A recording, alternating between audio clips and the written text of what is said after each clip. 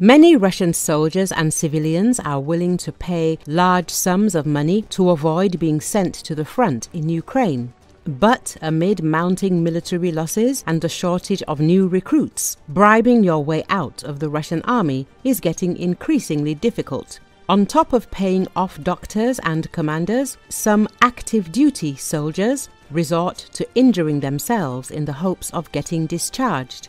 Military enlistment offices, meanwhile, have their own corruption schemes for those seeking to avoid conscription. Demand for evading army service has also given rise to a thriving black market, where draft dodgers can purchase forged documents, fake surgeries, and even get help fleeing the country unless they fall prey to scammers or the security services, that is. Meduza special correspondent Lilia Yapparova investigates the price Russians are willing to pay to avoid going to war and how the authorities are cracking down in response.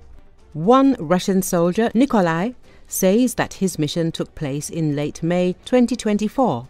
His strong point turned out to be an underground pipe. Likely intended for draining wastewater, it measured 1.5 meters in diameter, and the soldiers sheltering inside looked like skeletons covered in skin. Nikolai recalls. They were dirty, emaciated. They had survived by drinking the stagnant water that flowed into the pipe. They brewed cigarette butts in it instead of tea. Occasionally, they'd run out to a field and steal grain. They ate the coffee we'd brought with us with spoons and poured our entire packet of sweetener into their mouths. The Russians had been unable to rotate the soldiers or deliver them provisions. Drones circled overhead constantly, and Ukrainian fortifications were so close that you could hear voices. Nikolai recalls. His assault group found themselves trapped too. Their first escape attempt ended in a mortar attack that injured Nikolai and killed one of his fellow soldiers. Nikolai and his friend, who was in on the plan, ultimately deemed the grenade option too dangerous. Instead, he began working on a homemade shrapnel cartridge for a Kalashnikov, filling a bullet casing with gunpowder and the tips of rusty nails. Now I have 12 pieces of these fragments in my leg.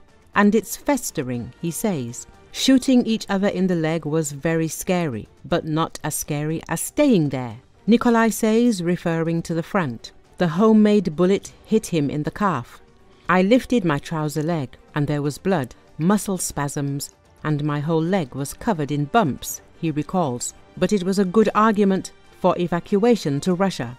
So as not to arouse suspicions about their shrapnel wounds, Nikolai and his comrade threw a grenade into their dugout and then radioed it in as a Ukrainian drone attack. Nevertheless, their story wasn't particularly believable. People aren't fools. A self-inflicted wound like that leaves traces of gunpowder on your legs, Nikolai explains. The soldiers began to negotiate with the regiment's medics as they were being taken to the hospital. We admitted right there in the car that we'd shot ourselves and something needed to be done. He recalls. The medics scolded Nikolai and his friend for failing to warn them in advance. Then they pulled over at an ATM. The two soldiers withdrew 300,000 rubles each about $3,600 as a bribe. The examination at the hospital went smoothly, Nikolai recalls, but instead of being sent to Russia, he was transferred to a military medical company in the Luhansk region for treatment. In the end, Nikolai made his own connections at the hospital. I was told to contact the surgeon in civilian clothing who sometimes showed up at the medical company, he says. Nikolai paid the man 800,000 rubles, about $9,700, and 2 weeks later, a military medical board approved his transfer to a hospital in Russia.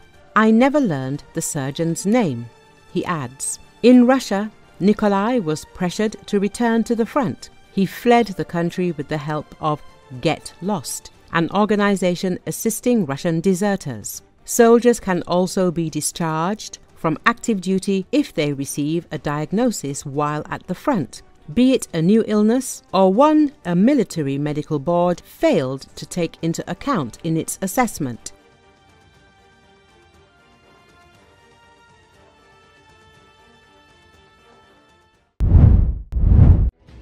An anti-war 2-meter sculpture of Russian dictator Vladimir Putin with the eloquent name, Surgeries, appeared in Poland. It was brought by the Lithuanian artist Martynas Gaubas to the exhibition held on the territory of the cemetery mausoleum of Soviet soldiers.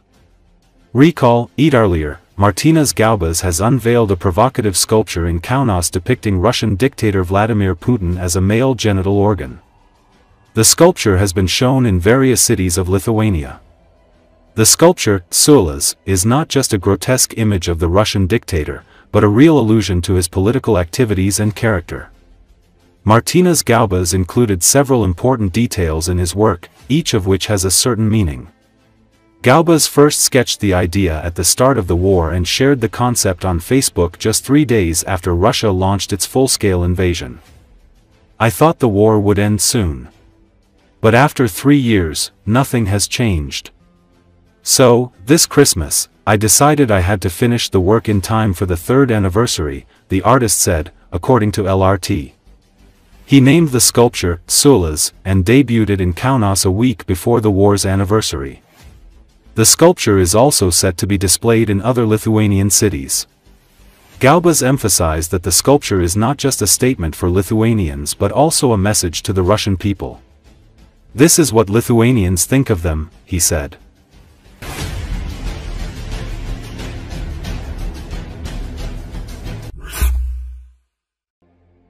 Ukrainian President Volodymyr Zelenski and his wife on Thursday placed a wreath at the tomb of the unknown soldier in Kiev as his country marked the Day of Remembrance and victory over Nazism in the Second World War.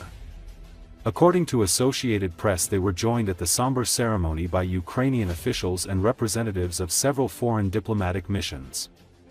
On social media, the president wrote that as Europe marked the defeat of the Nazis, it must be remembered that Ukrainians made their great contribution to that victory.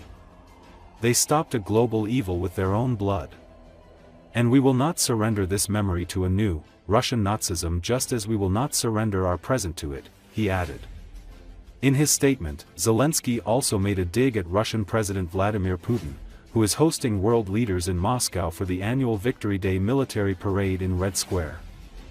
"Victory and true remembrance are not with those who hold parades, but with those on whose side the truth is," he wrote.